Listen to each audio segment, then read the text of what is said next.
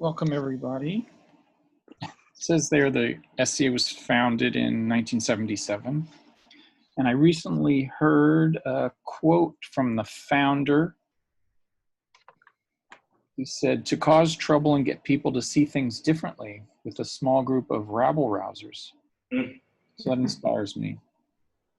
And, we have the membership includes the biannual conferences, off-year tours and publications, a newsletter, and a beautiful magazine called the SCA Journal. And there's approximately 500 members. It just came today, the journal. Great. And Tom, you could go to the next slide. Initially I wrote a 5 faves or a 6 faves in the newsletter, and it included the Windsor Garage, the Subway Inn, Donahue's Steakhouse, Lexington Candy Shop, Goldberger's Pharmacy, and Neil's Coffee Shop. And I envisioned, that was in 2017, and I envisioned turning it into the article into a tour in October 2019. And then, we're not planning to have another conference for another year. And, with the pandemic, I just thought maybe we should bring this back as a virtual tour. And this is the route we're going to take, I guess. If we start at the Lexington Avenue Candy Shop, go down to Warby Parker, back up to Lexington and 90th, and then head over to 3rd Avenue. At East 86th, we'll head over to 2nd Avenue, and then we'll head back to 3rd, and then south to 67th. And we'll stop virtually at the Levain Bakery and end at Windsor Garage. All right, I guess you could go to the next slide. All right, it's all you, Tom. Okay, hi everyone. I'm Tom Rinaldi. I wrote this book called New York Neon, which I have a copy of here. And so some of these places are in that book, but some of these places don't have neon on them at all. So there's a little bit of overlap between that project and this tour here. This is starting point. We're going to try and keep this to an hour or so. So if it looks like we're going long, we'll have to pick up the pace. This is a great little survivor. This is Lexington Avenue, and what is it, Mike? It's like the 83rd or 4th? 5th? 80 something. Below the big crosstown street at 86th Street, a few blocks south of that. Right on the corner, this has been in business since 1925, and it appears today mostly as it did since a renovation in 1948. There's a counter and booths. The counter has those curved soda fountains that look like swan's neck. There are cake stands, and they serve water in paper conical cups and stainless steel holders. Its claim to fame is that it was used in the Woody Allen film Manhattan. Mariel Hemingway sat looking sad with what must have been an egg cream or a milkshake. The neon sign that's there now is a recent facsimile of its predecessor, which appeared itself to have been a facsimile of a projecting swing sign that had been around since about the time of the black and white photo in this picture, which is what we New York City historians call the tax photos. And the tax photos have recently been made available digitally, easily accessible on the internet after years of being this kind of this thing that historians really had to struggle to get hold of. Now they're very easy to find. So we're going to rely pretty heavily on these black and white tax photos that were commissioned by the city of New York and taken mostly in 1939, 1940. Every property in the city, which I'm sure some of you know about them. And so they give us a great chance to look at what these places looked like in about 1939, 1940. And in some cases, we'll find that the old signs that are in place at these businesses today were not yet there when those photos were taken about 1940. And in a few cases, they do turn up. This is one where the sign more or less does turn up. You can see it kind of directly over the number 11 and 1511 in the black and white photo, but it's a little bit different looking than it looks today. And that picture just says, I can get various computers working here, soda candy luncheon. And today it's been relettered a little bit. Maybe some of the bones of the old sign are still there underneath what's there now. Interestingly, they did sort of keep the color scheme, at least of the sheet metal part of this sign, seems to have been kept as it was, which is this kind of burgundy maroon color that matches the fascia sign that says luncheonette and soda candy on the storefront. And we're going to see over and over again with some of the signs we'll see tonight, this burgundy color was a real favorite for whatever reason of the New York City sign shops. So we're going to see a few more of those. Our next stop is just a couple of blocks down Lexington Avenue from here. Actually on the same block, in fact. Mike, what do you know about this building? Let's see. Well, they called it the Italian 8. The AIA guide says it was originally the row houses, gray marble, Italianate trio with the year 1880. And just that it's, you know, aspects that make it Italianate are the low-pitched roof, wide overhanging eaves, large decorative brackets, and an ornamental cornice, and the tall narrow windows. That makes it Italianate. That's all. It's a real holdout in the neighborhood, and I see it. I always kind of like this building, and I worry a little bit about how much longer it's going to hold out. You can see kind of above it to the left there that there's things encroaching on it. Our next stop is just a few blocks down from there, which is a place that anyone who's a sign enthusiast in New York City has probably been familiar with this place. Up until recently, it was known as Lascoff Drugs. Been around since 1899 and went out of business. I want to say it was about 2013 or 2014. They finally closed up. Does that sound right, Mike? Yeah. The storefront itself was completely gutted, and the sign turned up briefly for sale on eBay, I think, or it might have been Craigslist for like $10,000 or $12,000. Apparently there were no takers, and so when Warby Parker, which is, maybe you probably know, the kind of fashionable, inexpensive eyeglass frames shop that now has, they started out as, I think, online purchases only, but now they have a couple of brick and mortar locations, this being one of them. They moved in here maybe a year or so after the drugstore closed, and they kept the sign, they relettered the sign. You can sort of see they repainted it. The sign itself is from 1931. Excuse me. It's one of the oldest neon signs in New York. The tubes had been taken off a bit long ago, but you could see, you can still see the little sort of bullet holes, they call them, where the electrodes turn back into the sheet metal. The sheet metal is this really kind of elaborate sheet metal box here with, if you kind of squint in these pictures, you can see there's this applied bead and reel trim that kind of traces the edge of it, sort of corresponds with the neoclassical architecture of the period. A common feature on signs of this period, but within a few years, this having been put up in 1931, by 1933, 34, those kinds of details were gone and the signs became much more streamlined in their aesthetic. So it's great that this is still here. It's kind of, you know, obviously a shame that the drugstore is gone, and it's a little bit too bad that the sign has been kind of changed around, but it's substantially still there, and it's certainly something that, you know, it's a great relic. It would have been great if they relit it in neon, but they relit it in LED instead. You said something about how famous Lascoff was? I don't know how famous they were. Famous among admirers of old signs, I think. Beyond that, I don't know. But, it was the first licensed pharmacy in New York State. Did it build up as the oldest licensed pharmacy in New York State? The first, yeah. First licensed pharmacy in New York State. Huh.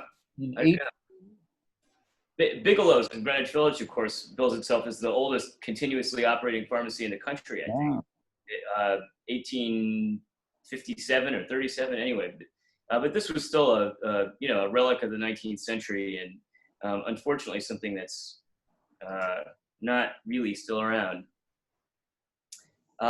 Going uptown a little bit, hiking up Lexington Avenue across the big crosstown street at 86th Street, and this is on 87th, isn't it, Michael? Yes.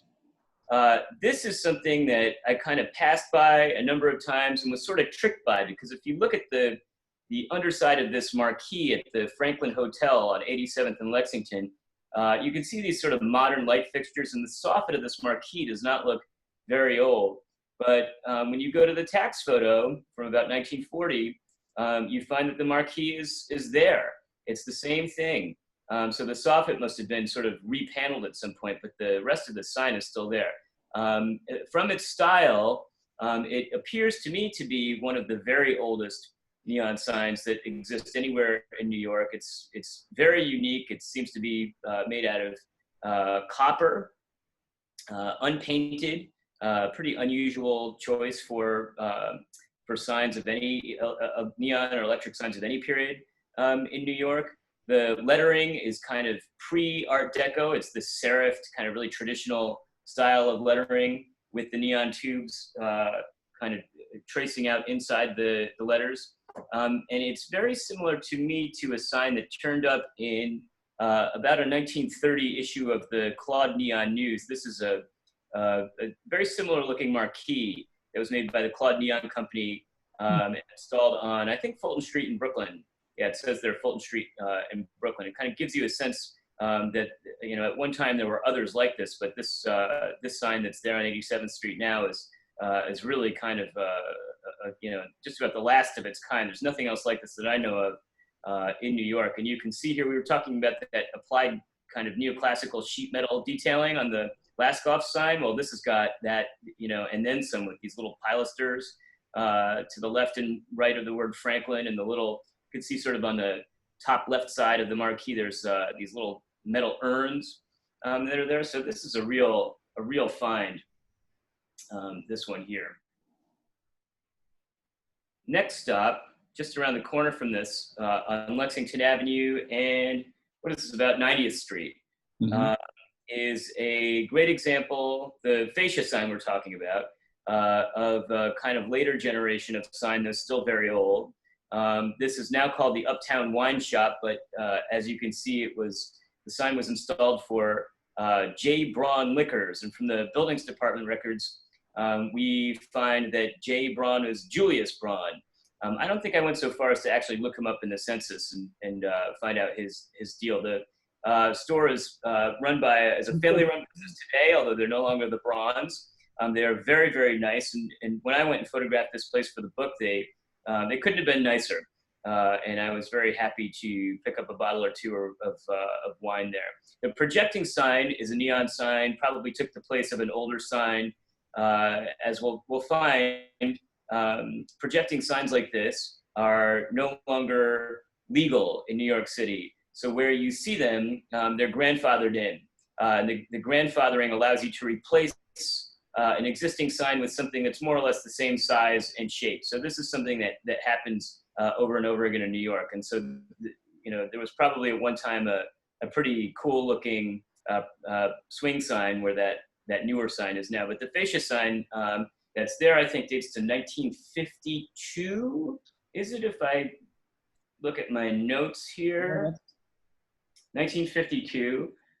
We talked about that burgundy color that was so popular with all these signs. You see that again here, that kind of figure ground of burgundy porcelain enameled steel, and two colors of neon.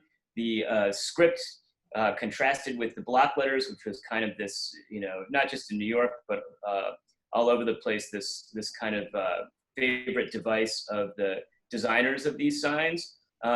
This is a sign that, in doing the book, one thing I really tried to find out was who made these signs. This sign, if you look closely at it, has this little decal just to the right of the letter S, which is not the maker. It says UM. And then if you really look, you can see kind of, it's blocked by the sign of the neighboring storefront, the name of the maker, LaSalle Sign Company, which was a 3-generation sign company that operated in New York until just a few years ago. We'll talk about them a little bit more, but in the course of my research, these little clues like this were really invaluable. The UM decal I found over and over and over again on all kinds of signs. And if you really zoomed in on those little UM decals, they have a little numeral between the U and the M. UM, what does it stand for? There's maybe obvious to some what it stands for. It wasn't obvious to me. I eventually did figure out that it stands for Union Made. And the numeral, I was told by old timers in the sign shops, the number corresponded to which particular sign shop that was. So all the signs made by that Union sign shop, and almost all the neon shops in New York were Union shops, would have these little decals with this number. So you could go around and try to find these decals with the same number and then sort of connect the dots with who made which signs in New York. So discovering this UM17 decal with the LaSalle Sign Company logo leads you to conclude that any other sign that has the UM17 decal was also made by LaSalle. There was only one other sign I ever found in New York that had that number 17, and that's it there on the right. Can anybody guess what that is? I don't know if there's mics on or not. I'm not going to make anyone guess. Well, they can write in the chat. Right in the chat. I can't see the chat, so Mike, you'll have to tell me if anybody's right. Okay. Yeah, well, give it away. It was this, which was probably, maybe you could say everybody's favorite. I don't know if you could say everybody's favorite. Certainly a favorite. This was on the Upper West Side on 73rd in Amsterdam until it unfortunately closed about the year 2010, I think. And the sign came down shortly afterwards, and now it's painful to me to walk by that. Didn't they moved one of them? The door itself moved, and they supposedly were going to reinstall the sign somewhere, but I don't think it was ever seen again. So in any case, another work of the LaSalle Sign Companies is kind of, that's a little window into the kind of convoluted and arcane world of researching storefront signs in New York. But you can see from this particularly just what a kind of fanciful LaSalle company had with What are these? And we'll see that again a couple of stops down the line. The little white lettering. What does that say? Steaks, chops. Oh yeah. Unfortunately, this was the best picture I got of it before it came down. Continuing with our East Side walking tour, we're going to go a couple of blocks down the hill towards the East River from Lexington Avenue to, this is now 2nd Avenue, right, Mike? Yes. 2nd Avenue, Michael's Hardware, which has been around since, I have to look at my notes now, that I completely lost my place in them. Somewhere it says this has been around since, what is it, 1899? Can't quite find it in my notes. Maybe it's 18. It says there right on the picture, but I can't quite read it. In any case, a very old neighborhood institution that has a couple of generations of signage on it that's a bit more recent than what we've seen at our previous couple of stops. None of it is neon. The projecting sign you can see in the upper right there is a great example of the kinds of signs that spread across New York and really displaced neon signs in the 1950s and 60s. This sign that's there now is probably, judging from the looks of it, you can tell by the lettering, you can tell by the stainless steel box around it, you can tell by the fact that the letters are cut plexiglass, mounted on a plexiglass figure ground. They're not vinyl letters. Probably early 1960s, mid 1960s. But an interesting thing about that sign is that it corresponds to a predecessor that you can see in the black and white photo, the tax photo there on the bottom, that was a neon sign, sort of the previous generation of sign. And this you find over and over and over again. Also, an interesting thing about this sign, and this is, I guess it's a little lower now than it was, but if you look at that black and white photo, that big structure that's sort of casts a shadow there on the left side of the black and white picture is, of course, the 2nd Avenue L. And so this and a lot of the other signs were installed to be visible from the elevated trains, which is kind of interesting. So this Wankel sign is, you could sort of think of as a relic of that, kind of ancient history of 2nd Avenue there. But over and over again, this provision of the zoning that allows you to reinstall a sign. Third out, because Papaya King was across the street. And I get my 2nd and my 3rd Avenue confused. They both had L's. In any case, it's this theme you see over and over again of signs kind of echoing in their shape and sometimes even their lettering a predecessor. The next stop here is another product of the LaSalle Sign Company, which, like I said, was a 3-generation family-owned sign company that existed in New York. Its last president, I believe, is still alive. And he was somebody, Justin Langsner, who I got to know in researching my book. This is now the corner of 86th Street and 3rd Avenue. So we're walking back downtown. Corner signs kind of have their own, special charisma, facing out in 2 different directions. They're the best to photograph, I think. But this sign has so much going on that's just great. And having a chance to actually meet the guy whose shop installed this, who was involved in designing and creating it, was, it was the best thing you could hope for as a researcher of this subject. He still has the project folder for when this sign was made. And I have a couple of things that I can show you from that project folder, which include the original design and fabrication sketches for the sign, which I think were done by his father, Sam Langsner, who ran the company for decades and decades before his son Justin took over. That would be the 2nd and 3rd generation of the LaSalle Sign Company's owners. But you could kind of see here, a little bit kind of how the design would come together. That color presentation drawing that's down on the lower right there was done on tracing paper and was then shown to the client, the owner of the Papaya King here, for their approval, and they'd have to kind of sign off on it. The Papaya King itself has an interesting history. Mike, I might punt to you to talk about that a little bit. The Papaya King? Papaya King goes back to the early 30s, right? I think so.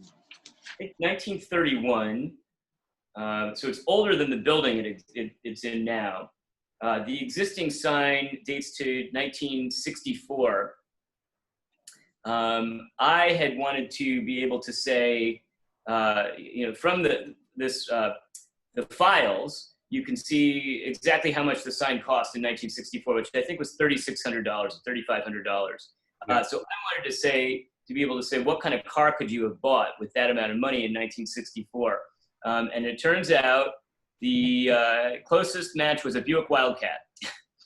So that kind of gives you a sense for just how expensive these things were, and that's a reason you don't see so many of them in New York now. As expensive as putting up a new car. I don't know exactly what it would cost you to put up a vinyl awning today over a New York storefront, but I think significantly less than it would cost you to buy a new car. And then the color picture on top there is Justin Langsner of the LaSalle Sign Company with his sign there in the background. And Papaya King is still very much in business. Anybody who's lived in New York has probably anybody who's lived in New York and is not a vegetarian has probably at some point encountered a papaya dog. This was the original, but there were various spin-offs. They figured into at least one Seinfeld episode, I believe. So it's kind of one of these quirky little funny New York institutions that's known to New Yorkers almost universally, but not so much to non-New Yorkers. We're going to go west now. Are we? No, we're going to go down 3rd Avenue to 84th Street. The east side of 3rd Avenue between, I believe, 83rd and 84th has this very different flavor of commercial archaeology. I'm going to revert to the script now for this one. This was the site of Adolf Stern, a jeweler and later pawn shop. Was installed, says in my notes, 1898. Down the street, moved to its current location in 1923. We often tend to think of cast iron Victorian sidewalk clocks as being their own kind of thing, but we really could think of them in terms of signs. Many of them were installed with commercial signage above or below the clock, specifically to advertise a nearby business, and that's the case here. So the sign, the clock has now long outlived the business that installed it, and has had to rely on its status as a designated New York City landmark and funding from nonprofit preservation groups for its survival. The jeweler pawn shop it once advertised had the classic 3-ball pawn shop indicator mounted above the clock historically. And here's an old picture of it that you can see with the great kind of corresponding neon sign that the business also had, visible from the 3rd Avenue L. Those more commercial aspects of this are long gone now. Would have been visible from the 3rd Avenue L. This clock has a cameo in the 1945 Billy Wilder film, The Lost Weekend, when Ray Milland's character, a hapless alcoholic, hits up the pawn shops at 3rd Avenue in hopes of financing his next fix. And here are a couple of screen caps that turned up on a blog called NYC in Film of that scene that features the Stern clock in The Lost Weekend. I love the captions. They say, after trudging up 3rd Avenue, Don ends up in front of 1501 3rd Avenue, where he finally gets the news that all the pawn shops are closed because it's Yom Kippur. As Don staggers away, the camera pans up to the street clock with 3rd Avenue L in the background, bearing the traditional 3 balls that are normally displayed outside pawn shops. There's a McDonald's there now. In any case, but the clock still there, a little worse for wear. Now we go over to the 2nd Avenue, finally, which, as I said, did have its L. And at the time that these the 2nd Avenue L came down, I think 1940. So the time these photographs were taken, it may or may not still have been there. It's a little tough to tell from the photographs. But there are 2 neighboring businesses on 2nd Avenue, and is this 86th or 84th, Mike? Yeah. Near the big intersection of 86th Street and 2nd Avenue, on the east side of the street, you have the neighboring Heidelberg Restaurant and Schaller Weber Wurst Shop. Schaller Weber has been there since the 1930s, I believe, the mid-1930s. And Heidelberg, I always thought, advertised with a inception date of 1964. So I was very surprised to dig up the tax photos from 1940, recently available, and find, as you can see in that lower photograph there, that there was a Heidelberg on this site long before 1964. And interestingly, both of these businesses, neither of them still do, but both of them in the tax photos advertised themselves with these streamlined kind of Art Deco neon signs that were very much the kind of the language, the kind of advertising accent of storefront commercial establishments all over the city. Both of them have since dispensed with their signs, but the Heidelberg sign, the existing sign, which is there in the upper right, is another one of these signs that's a grandfathered projecting sign that's more or less the same size and shape of its predecessor. As I said, both storefronts have changed quite a bit. Schaller and Weber has changed their storefront sign a few times in the last few years. The Schaller Weber store itself, its existing appearance dates to a 1960 renovation and has basically not changed since 1960, although it is meticulously maintained and I believe has just been taken over by maybe the 3rd or maybe even the 4th generation of one of the families that founded it.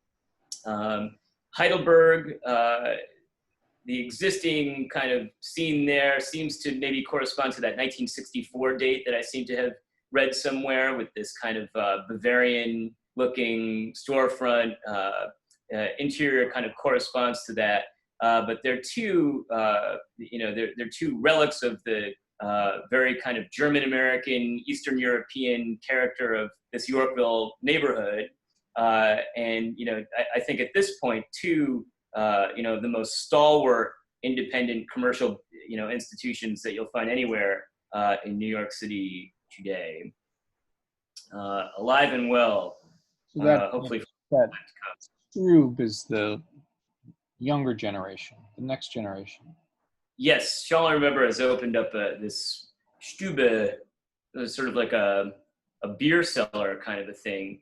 The pet project, I think, of the new generation there.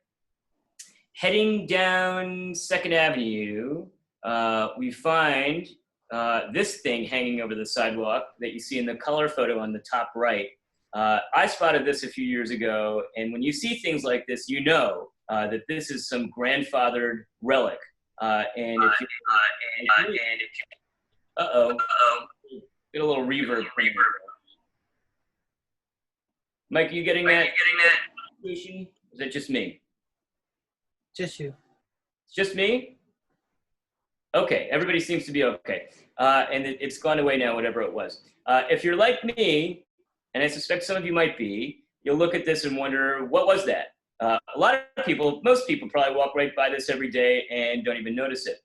But the tax photos give us a chance to see what it was. And it appears to have been another kind of installation of that. This was a very solidly German-American neighborhood with this sort of traces of it still there now.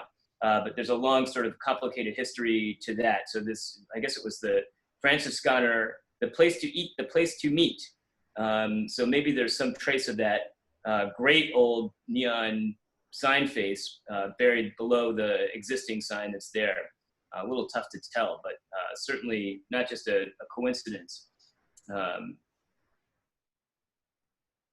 Going downtown a little further, there's this funny thing that you see in the color photo there, the Metallic Lathers Union, which has this sign hanging over the sidewalk, this projecting sign that's a panel reflector sign that would be, I don't know, it sort of looks like can't tell if it's incandescent bulbs or looks like it might be incandescent bulbs that would be concealed under that green hood at the top of the sign to project down across the sign face that has this amazing winged stainless steel clock hanging off the bottom of it. The tax photos reveal for us what was here in 1940, and I was really surprised to see the predecessor in this case, was this almost identical sign, but just sort of the previous generation's version of it, with that clock hanging below it. You can see a little bit in the picture that the details of this sign were those kind of neoclassical stamped sheet metal kinds of things. Looks like maybe a little scroll work there bracketing the clock, and the lettering saying almost the same exact thing. 1940s now, 80 years ago. Good God. Yeah, local 40. So just a real, real kind of interesting comparison to make there. I do not know when the existing sign was installed, but I would guess probably not too long after World War II. What would you say, Mike, more or less? Mm-hmm. Yeah. The older sign to me looks like something that would have been installed there. A little tough to say, but maybe 1920s, certainly not after the early 1930s, and probably not too much before the 1920s. Organized in 1897. Yeah, I don't think it's quite that old, but one wonders. In any case, a neat thing that's still there. Mike, what can you tell us about the bakery? It's a newer, it was established on the east side in 1995. And this is the east side location. And they have a 6-ounce cookie. And there are only 4 flavors. I've only had the top 2. And they were two friends. One was in baking and the other was, no, one was in banking, the other was in fashion. And they took this claim of being the world's greatest chocolate chip cookie. Right. They have a corresponding Upper East Side location, right? Yeah. Upper West. This just opened maybe 2 years. A new addition. So one day this may be the kind of thing that people are looking at and saying, what a relic. Yeah, maybe. Well, but when we're walking, we might need a snack on our walking tour. That's right. That's right. These are sort of famous in New York as being the best cookie in town. This is a funny thing that you come across walking a little further down 3rd Avenue, this very elaborate door surround that you see in the photo on the left. But you look up and the rest of the building doesn't seem to match. The business that's there now is Eli's Market, which is a spin-off of Zabar's, isn't it, Mike? Yes. Zabar's, the famous Upper West Side, now sort of supermarket, housewares, delicatessen, appetizing. This is his flagship store. Yes, yeah. This, I think, is one of the Zabar sons that opened up a kind of corresponding business on the east side. And that's what this doorway belongs to now. But of course, if you're looking at this and you're like a lot of us are, you're going to start to wonder, well, what's this about? And for this, if we were on a walking tour, we would ask people to guess and maybe offer, or feel free to chime in the chat with a guess. Mike, you're going to have to tell me if anyone does. What was this? Nobody's saying anything. It's a hard one. I don't think I certainly didn't guess. Yeah, I didn't either. I needed to look it up. Fortunately, the photographic record, in this case, not one of the tax photos, a New York Public Library photo, shows what this building used to be, was a big storage warehouse of a kind that still exists all over New York, but this particular one seems to have gotten a residential conversion at some point. So the door is just this kind of funny clue. It's a pretty big, grand door for a storage warehouse. I would say most of these buildings are not quite as elaborate as that. Down the block a little bit, there is Sable's Smoked Fish, which is another spin-off business, isn't it, Mike? Yeah, they worked at Zabar's for 12 years. Another Zabar's spin-off. Interesting. They were managers, and they got to know the best purveyors of smoked fish in New York. They get a 27 out of 30 for quality. Good stuff. Also, when we're actually walking, you might get hungry. So. And some good exposed to neon, even if it's not an old sign, it's sort of an old style of sign, which I always enjoy seeing when I go past there. Going down a little further, I don't know what these little stray blue marks are on my screen. I don't know if anyone else is seeing that, that are imposed over the black and white picture there. In any case, we find on the corner of, which corner is this, Mike? 3rd Avenue and 70? It might be 70th. 76. That's where I think it's right when you turn for Windsor Garage. I think it is too. This is a newer sign that I just sort of looked it up. This one does not seem to be a relic of an older sign that's grandfathered.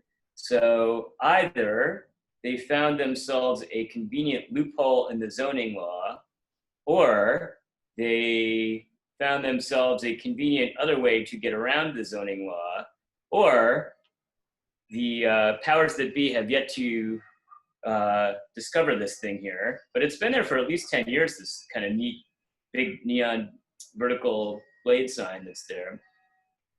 It's a clue, though, to something down the block, halfway down this crosstown block of 75th or 76th Street, is it? 76. The Windsor Garage Transients, which is a favorite of New York City sign connoisseurs. And as we see in the tax photo, the sign that's there now, old as it is, was not yet there in 1940. I think I have an installation date of about 1947 for what's there now. You can't quite tell in the picture, but it's a great combination of stainless steel, unpainted, with sign faces that are a deep blue porcelain enamel. And they really kind of set each other off great even when the sign is not lit up. But I don't know if I've ever seen this sign not lit up. I've certainly seen it not fully lit up because it's probably got, I don't know how many transformers in it and a million things that could go wrong with it to keep those 3 different colors of neon lit up. But it's got great, what I like to refer to as pre-Helvetica lettering on it. So before that infamous Helvetica font, that's sort of what you see in that park, that 24-hour park sign below it, kind of took over and changed the aesthetic of advertising of all kinds in the late 60s and early 70s. There were these other kinds of letters that you see exemplified at the Windsor Garage, but also kind of this funny use of what now I guess you could think of as an antiquated term, transients, meant something very different to people going down the side streets in New York in the late 1940s than it seems to mean today. But how the lettering kind of bends up that arrow that points down to the entrance of the garage. This is a definite favorite that has been there now 73 years, is it? And an echo of something that's been there even longer. Was the arrow ever lit up? Was the arrow ever lit up? That is a good question. I do not think so. At some point, I have been close enough to the sign to look at it and see whether or not there would be traces of the, what they call the bullet holes going into the sheet metal. I don't think so. Okay. Next time I'm up there, I'll take a look though. Sweet. And here you can sort of see its predecessor was more or less the same size. It looks like it might have been an opal sign and not a neon sign, but similar in its other characteristics to the Lascoff pharmacy sign with that kind of traced, with that trim on it.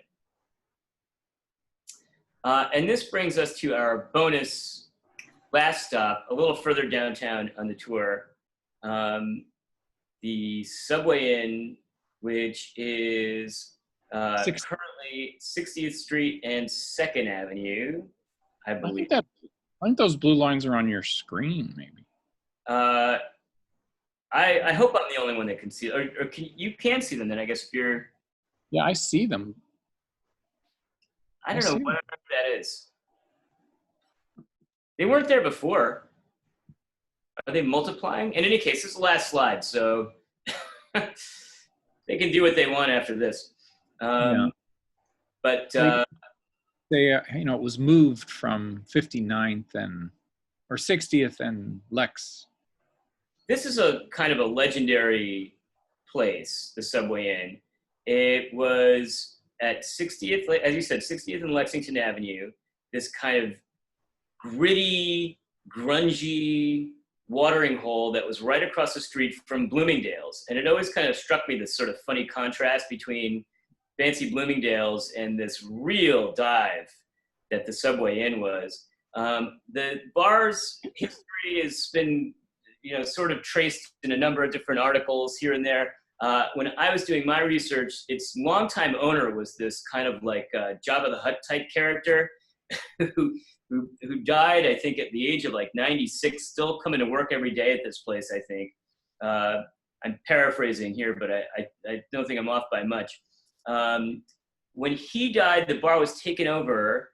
This is maybe about the 2007, 2008 or so, taken over by a group of its longtime bartenders. And they ran it for several years afterwards. The building that it was in was this old townhouse that hadn't been maintained properly in years and years and years, kind of falling in on itself. it was slated for demolition, but the financial crisis of 2008 gave it sort of a stay of execution. So the Subway Inn held on for a bunch of years more, and then finally the bell tolled and the landlord wanted them out. The owners launched a very aggressive social media campaign to try and get themselves a stay of execution. And by this point, this bar, it was such a survivor, had really gotten for itself an incredibly loyal following, including myself. And they managed to, with sort of a groundswell of support from their regulars and a little luck, they managed to get themselves another storefront just a couple of blocks further east. So they're no longer right by the subway as they had been. They used to be come up the subway stairs and you were right at this place. Mm-hmm. And they tried as best they could to replicate the old place in this new storefront. And they did a pretty good job. Really, you just can't replicate the kind of patina that a place like this had after, however many years they'd been in business. Supposedly they'd opened in 1935 or so like right after Prohibition. The tax photo for this site was not helpful. Every once in a while they kind of miss one or get it at a sort of bad angle. I did just look, and you can't quite see the storefront as it would have been in 1940. The sign you see here in this picture was moved here, pretty heavily restored, and moved here at the time that they made this move, which is now about 2015 or 2016. It's not that long ago, just a few years ago. This sign, I think, dates from about 1955. It had a companion piece, which was a vertical sign that just said bar, that you used to be able to see up and down 60th Street. Here on the corner. They replicated that projecting sign, that vertical sign, I think. But this is really kind of the classic with that great letter S and that sort of funny way the word subway seems like it's not quite straight, and the funny letter Y, and then in suddenly is italic. Anyway, it is a quirky sign for a quirky bar that I'm very glad is still around, and if it lasts long enough, it will eventually have the kind of patina that it did when it was over on Lexington Avenue. So hopefully it and we will outlast this pandemic and be able to go and help it accrue some of that patina.